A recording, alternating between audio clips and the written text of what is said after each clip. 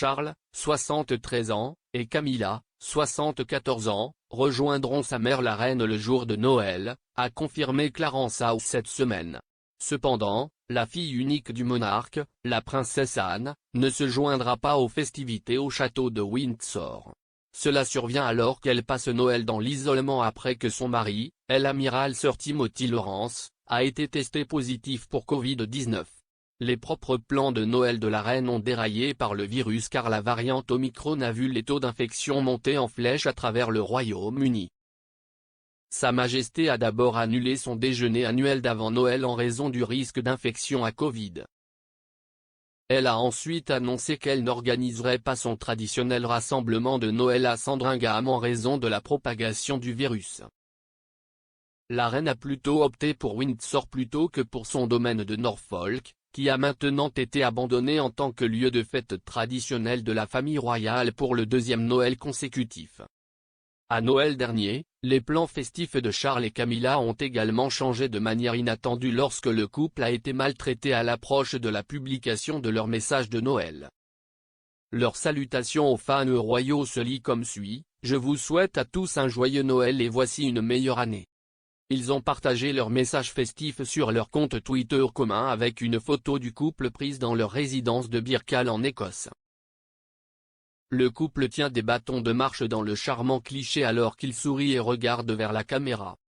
Avant que Charles et Camilla ne publient leur salutation saisonnière, le 24 novembre, le couple a désactivé les réponses aux messages de leur compte, à l'exception des utilisateurs qu'ils suivent ou mentionnent. Cela est venu après que la paire ait semblé être touchée par une augmentation des commentaires en ligne abusifs à partir de la mi-novembre. Les rapports de l'époque révèlent combien de commentaires haineux dirigés contre le couple coïncidaient avec la 4e série de The Crown.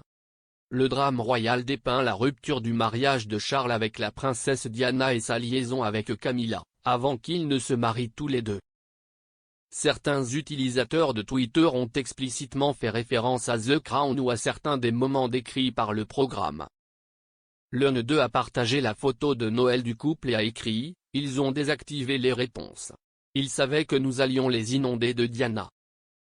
Un autre commentateur a fait référence aux noms d'animaux de compagnie, que Charles et Camilla utilisaient apparemment l'un pour l'autre, et qui sont utilisés dans The Crown. Ils ont dit: « Je vois que #FreudandGladys a de nouveau retiré les commentaires ». Un autre utilisateur en ligne a également commenté la carte de Noël de Charles et Camilla qui l'ont publiée l'année dernière. Ils ont écrit: « Je détestais le prince Charles et Camilla avant la saison 4 de The Crown et les récents podcasts auxquels je me suis livré, mais maintenant, je les déteste. Je viens de voir leur carte de Noël et je suis irrationnellement en colère ». Malgré le contre-coup, certains membres du public ont écrit des messages soutenant le couple. L'un d'eux a écrit: « Joyeux Noël au prince Charles et à la duchesse Camilla. The Crown est disponible pour regarder sur Netflix. »